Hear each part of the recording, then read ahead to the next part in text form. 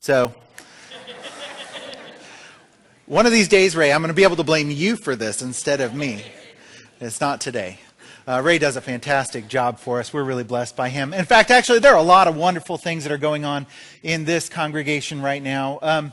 Dennis mentioned the community garden, and that's been a neat thing to see unfold. This year, we planned on doing advertising to tell people that we're opening up new plots, and people are coming out of the woodwork in our neighborhood to go and claim one this year. There's been no advertising. In fact, if you wanted to know how to get a plot, you couldn't know how to do that. We don't have any signage up yet. And yet we've had people who have prowled all over the campus until they found somebody who could tell them how to sign up and get a plot. We've had people coming out of the woodwork to do that. It's been a neat thing to see happening. So we're surprised at how few we already have for the rest of this year.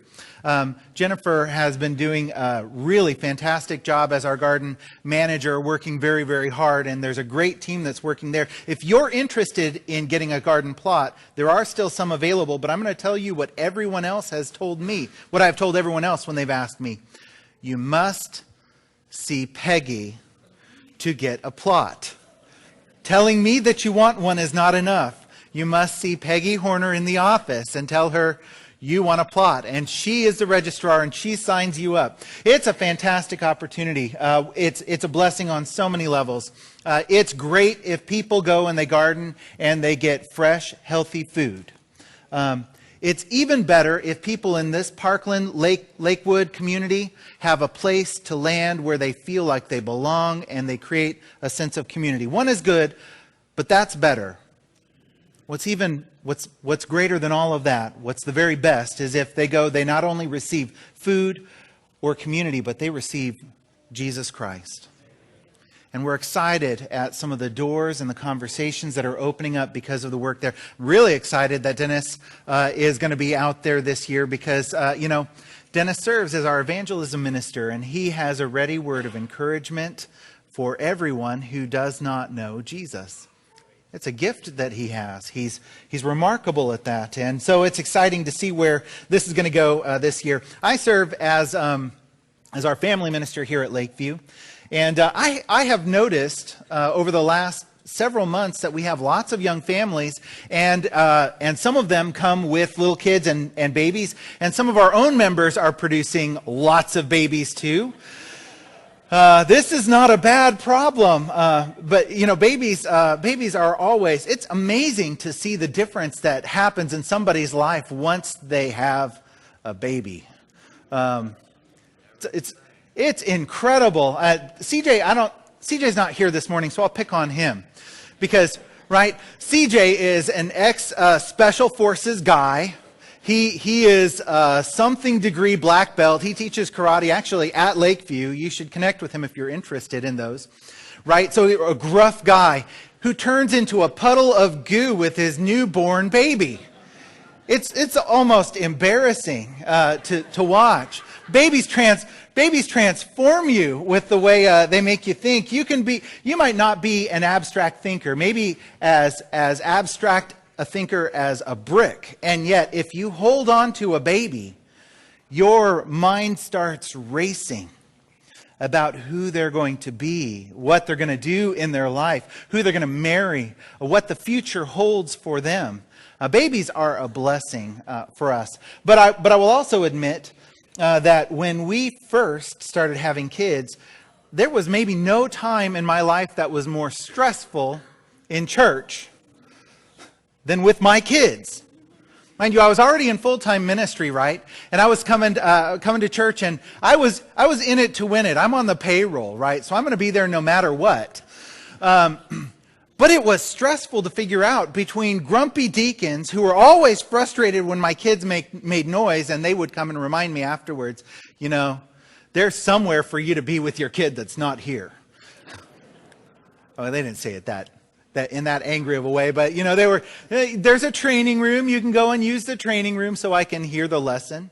And then if I got up with my kid to go to a training room, I would see the disapproving look from all the elders' wives who would tell me, how in the world is your child going to be trained to be in church if they're not in church and you reward them every time they make noise?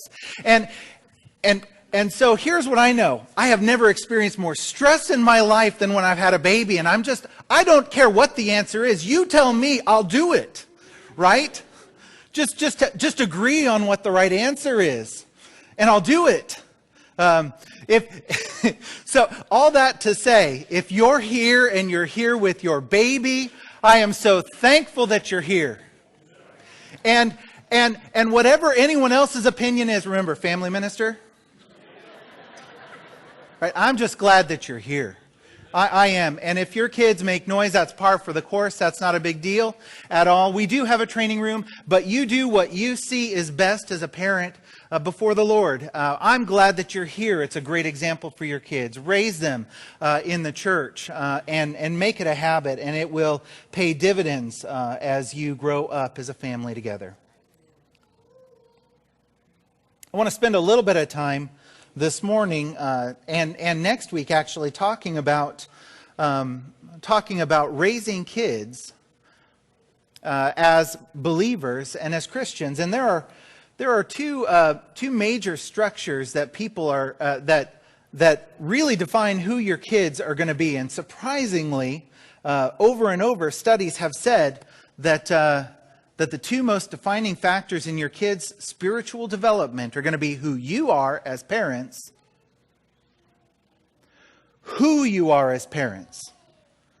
your character, your integrity, your values, your instincts. These are important because they're watching. They are a sponge and they will soak up whatever water they're put into.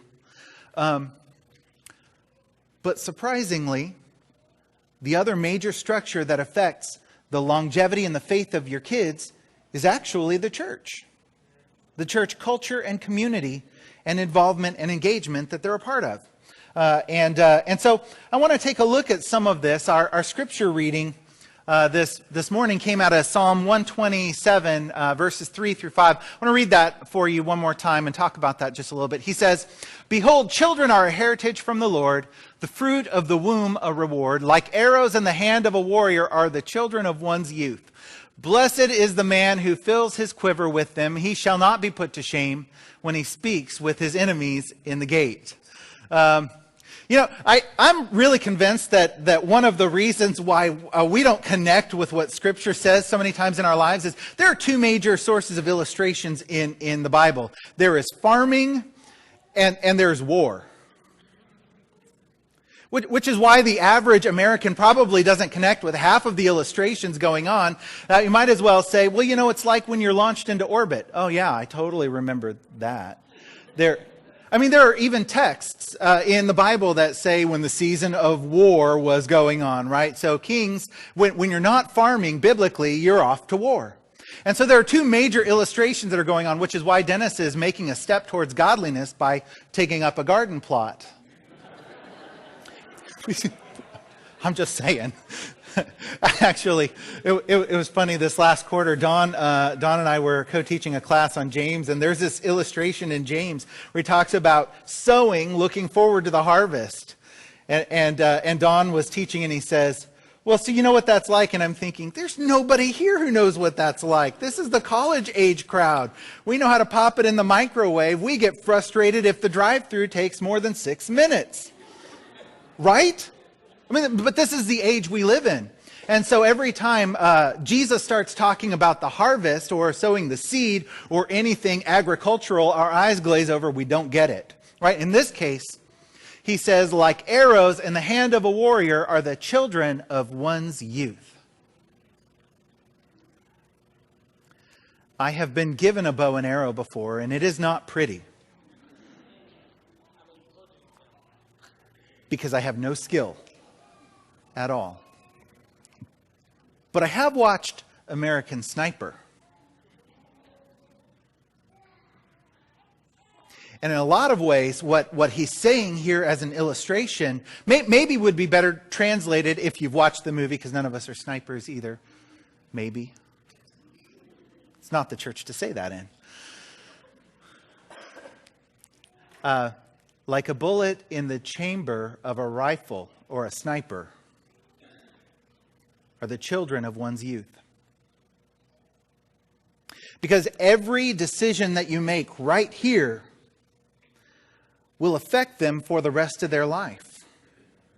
They can launch a tremendous distance if you, right here and right now, exercise great skill about where they're at and what they're doing. What a powerful illustration. Like arrows in the hand of a warrior are the children of one's youth. And so it's important for us to talk about this. In fact, you don't have to be a tremendous student of the Bible to discover that the decisions parents make affect their kids. There's a text out. The book of Judges is a very telling book because God goes and he redeems his people from Israel. They wander around in the wilderness. They're being led by Moses and by God, a pillar of fire by day, a pillar of cloud by night. And things tend to be pretty good. People remember what God did. Okay, they weren't that good. They were good enough. Then you get to Judges, right? And things just unravel. God says, go into this land, don't marry their sons or daughters, don't worship their gods, go and drive them out. And they do none of that. They don't drive anybody out. They set their daughters and sons to intermarry with the people that are there, and they forget God. Really consistently, they forget God.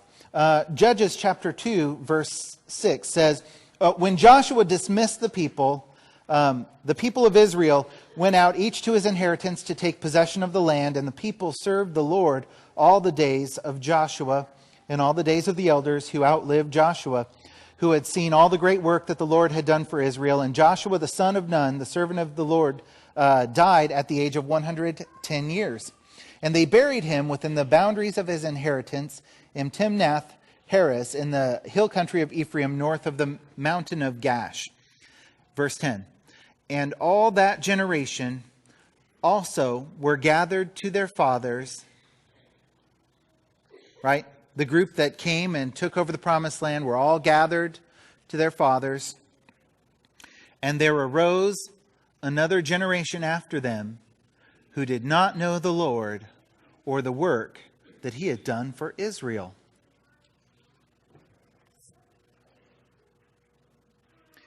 It's almost haunting. Except the problem is, in the book of Judges, it doesn't just happen once.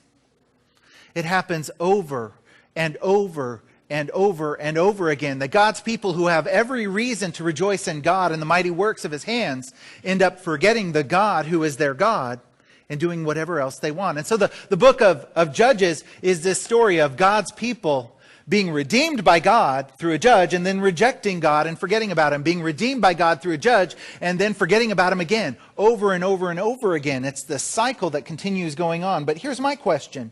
How does it ever happen that there is a generation after them that does not know the Lord?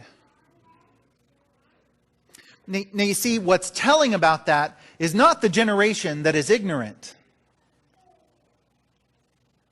It's the generation before that never set their hand to teaching.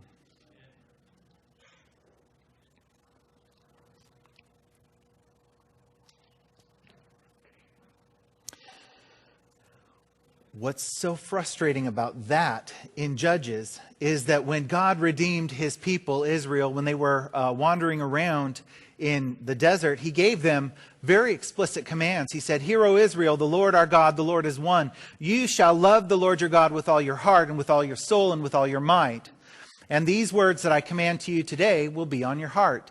You shall teach them diligently to your children, and shall talk of them when you sit in your house, and when you walk by the way, and when you lie down, and when you rise. You shall bind them as a sign on your hand, and they shall be as frontlets between your eyes. You shall write them on your doorposts of your house and on your gates."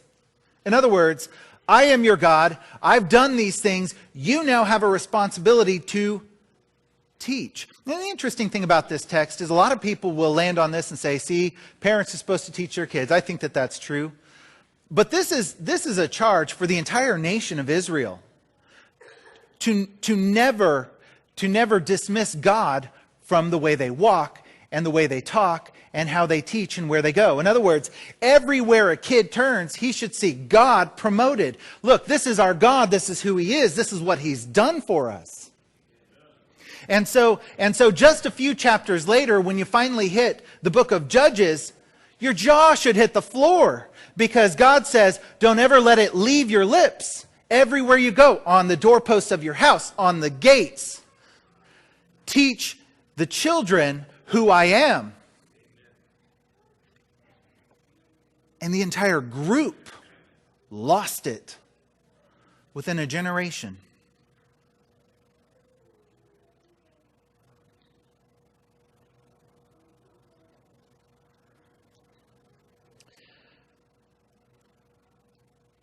Now the question is,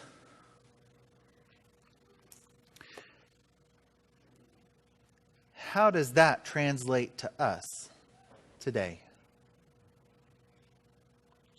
There are a lot of new faces here at Lakeview, and a lot of you may not. It takes a little while to get into the rhythm of a church, and that's probably always going to be the case at a military church. There are always going to be new faces, new kids, new bodies, and new people to try to figure out how to plug in.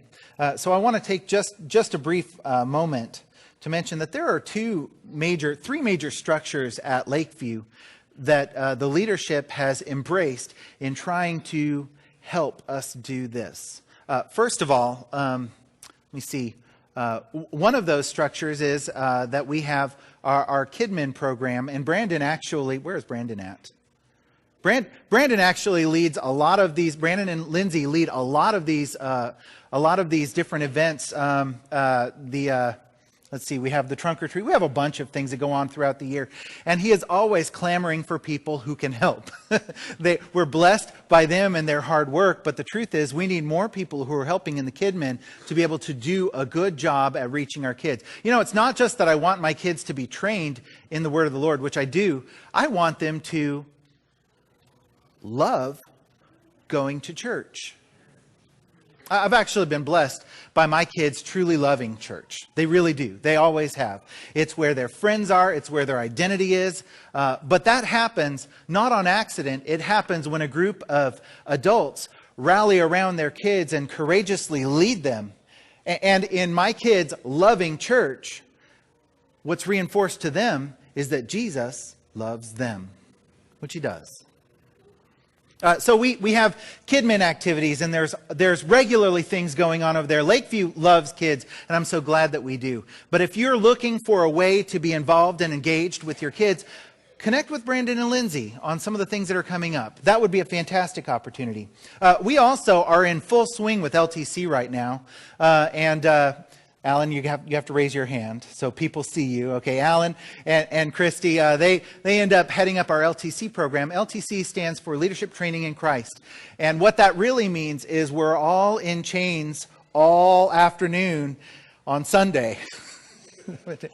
Sundays are long when LTC is going on because we have kids who are competing in different activities. Some of them are learning how to give a speech or a Bible lesson. Some of them are learning how to do scripture reading. Some of them are learning how to create banners. Some of them are learning how to create Christian drama. There's actually way more than I even remember right now. He does a phenomenal job trying to orchestrate all of the different things that they're doing. But there is always a need for adults to be involved in the lives of kids who are training in LTC. If you've never looked at the LTC program, you should consider it. And if not for this year, then next, because there's lots of opportunity. But there is one specifically that we're struggling with right now. Our Bible class teachers. In fact, actually, we're having a pretty significantly difficult time trying to figure out how we get Bible class teachers to staff Bible classes. We've had the same set of teachers. I can't finish that sentence. They will never forgive me for a long time. We're no longer talking about parents teaching their kids. We're talking about grandparents and sometimes great-grandparents teaching their great-grandchildren. And we've had some phenomenal Bible class teachers who have set their hand to the work and they've never looked back, and they've worked tirelessly, and they have done such a great job. And they really, really have. I hope you realize how blessed we are to have adults and parents and grandparents that are visionaries for the next generation. The way this church loves their kids and is diligent in Bible class, in LTC, in Kidmin, out at Delano Bay Christian Camp is unbelievable. Lakeview loves kids, but there is a need right now for us to have Bible class teachers. I think every church struggles sometimes to pass the mantle off from one generation to the next. But at least for the time being, I know that Jim Karkowski is trying to head up. Jim, can you wave your hand there? Okay. In case you don't know Jim. By the way, we're blessed also to have elders that work in different ministry capacities and help to lead things up. He's recently asked if he can take on some of that.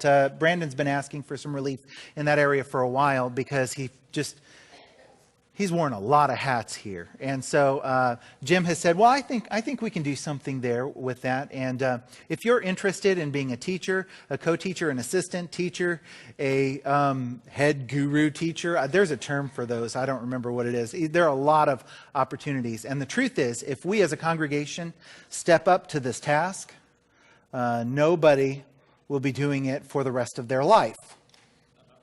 It's not a prison sentence. It doesn't have to be. I asked Jim, I sent him a text and I said, what would you like me to share with the congregation? Because I really want to draw some attention to the need right over there. And he said, just that we need more involvement. We need teachers, we need helpers, we need volunteers for activities throughout the year. Training will be provided for those who are willing to learn. Train up a child was not a suggestion, but rather a way of life. And surely we see that just in the scriptures that have been shared. But I want to encourage you, I want to challenge you to consider what that looks like. You know, I think I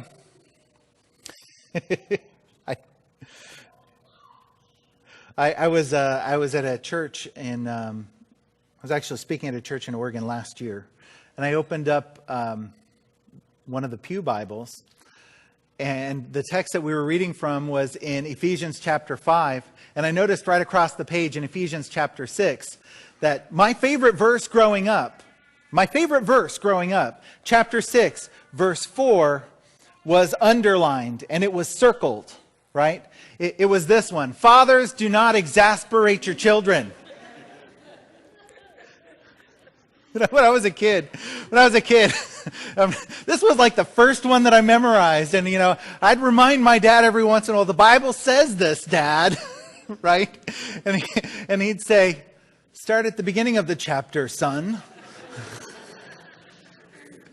It says, children, obey your parents in the Lord, for this is right. Yeah, that same Pew Bible actually had verse 6 underlined in one color of ink and verse 1 underlined in another color of ink. And I just think, so what happened? Was there a dad and son here doing what I did?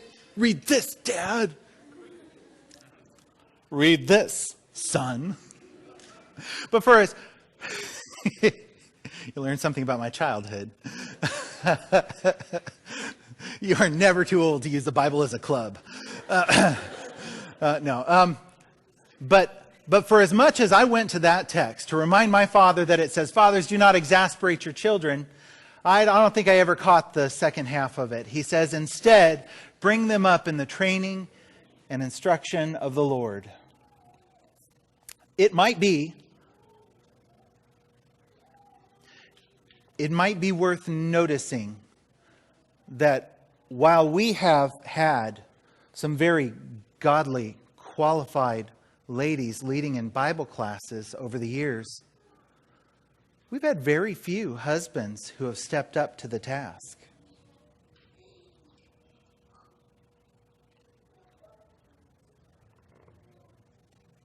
And maybe that's because as husbands, we will be happy enough to leave it to somebody else to do. When I was in school, I used to love group assignments. They were my favorite. My kids, on the other hand, hate group assignments. And for the same reason, actually, incidentally. The reason I loved them, my kids hated them. Because what a group assignment meant was the person who cares the most about the grade does all of the work, right? So my kids who have been very diligent in school start stressing out when they think, oh great, now my responsibilities have to be spread out for 5 other jobs so that we all get an A. And me, somebody in school who just kind of really didn't care. I mean, a grade is a grade, and I'm an equal opportunity grade earner. I'm telling you, this was like an experiment in socialism as a child. It was great. I got better grades with group projects than I ever did on my own steam. But the truth is that tends to be a dynamic anytime a group of people get together to set their hand to a task. Is that the people who believe, who really believe, and want to be diligent about the task will work, and they will work, and they will work, and they will work. And then you'll have people who aren't quite as passionate, who think, there's no need for me to do anything. But there is. In fact, Bible classes started out in churches as a co-op between parents who took seriously the responsibility to teach and instruct their kids. And so they would all take a turn teaching in Bible classes. What we have at Lakeview are grandparents and sometimes great-grandparents who take that responsibility seriously, but parents who are still struggling to see if there's a need for them. And if you're in that boat because you've not been teaching that class, the truth is there is a need.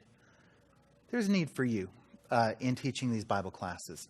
And I want to ask you to prayerfully consider rotating in as a Bible class teacher, especially if you're a parent, but perhaps even if you're somebody here who's never done it before. I think a lot of times we excuse ourselves for a lot of reasons.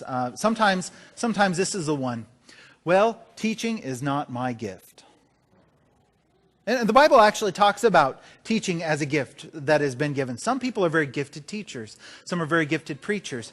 But the interesting thing about teaching is that teaching is actually never given as a task for us because we are gifted at it. There are gifts for teaching, but I was not charged with teaching because it's my gift. I was charged with teaching because I'm a dad. Just like when Paul instructs Timothy that the older women should teach the younger women, it wasn't because they were gifted. All the older women are gifted at it. It's because they're older, and the younger ladies need somebody to be trained by. Just like when Paul when Paul says, treat the older men, possibly he means elders, treat the older men, possibly the elders, with extra grace like a father, right? You know, I can't respond to that and say, well, as a preacher, I've just not been given this gift of grace and kindness. It's a command. It's probably true. But it's still a command given to me to treat older men with respect like my fathers. Sometimes we get gifts and commands confused. And I want to be clear about this. We have gifted teachers at this church, and we have diligent teachers at this church. But there is a command for us all to be invested and involved. And because the church is an enormous part of how your kids will launch in their faith, will you commit to being involved in what we have here at Lakeview? There's a text in Hebrews chapter 12, verses 1 and 2. It's always kind of captivated my attention. When people ask me what my favorite verse in the Bible is, it's really hard because sometimes I like whichever one I'm studying, right? But it's just true. But if I had to pick a favorite, Not studying any others. It might be Hebrews chapter 12, verses 1 and 2. He says, "Therefore, since we are surrounded by so great a cloud of witnesses, let us also lay aside every weight and sin which clings so closely, and let us run with endurance the race that is set out before us, looking to Jesus, the founder and perfecter of our faith, who for the joy that was set before him endured the cross, despising the shame, and is seated at the right hand of the throne of God." You know, he gets done in Hebrews talking about all of these different heroes of faith, what they've done and what they've accomplished in their lives, right? And he says, now, with all of those in mind, all these great heroes of faith, since we are surrounded by so great a cloud of witnesses, you can almost picture, if you close your eyes, all of these saints who have gone on before us, on the bleachers, cheering us on as we're running through life. And he says, because you have this cloud of witnesses, let us also lay aside every weight and the sin that clings so easily, and let us run with endurance the race that is set before us. The context of this text in Hebrews is life will not be easy as a believer. It will be hard, but it is easier because you know that these people are cheering for you as a cloud of witnesses.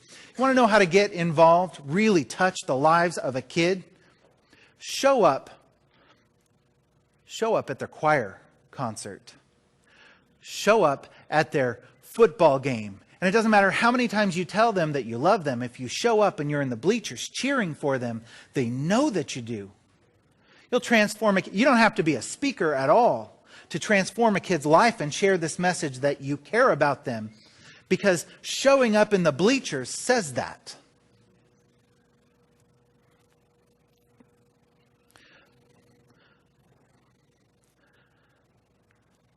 There's been a lot of study and a lot of criticism about how churches have raised kids over the years to grasp onto their faith and to hold on to it.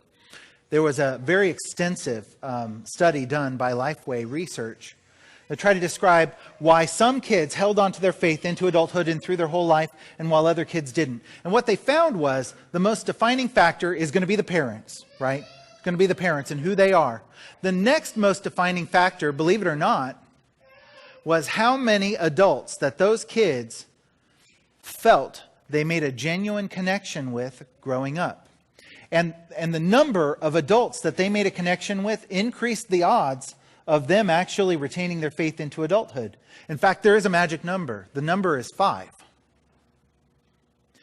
There's a threshold where momentum is on their side when you hit 5, and kids have been equipped, 5 adults in each church, where kids feel like where sociologists have looked at this and said, these kids are equipped and they tend to launch a lot better in life. So I think if we say that the responsibility of kids is only on the shoulders of parents, we fall short of the need.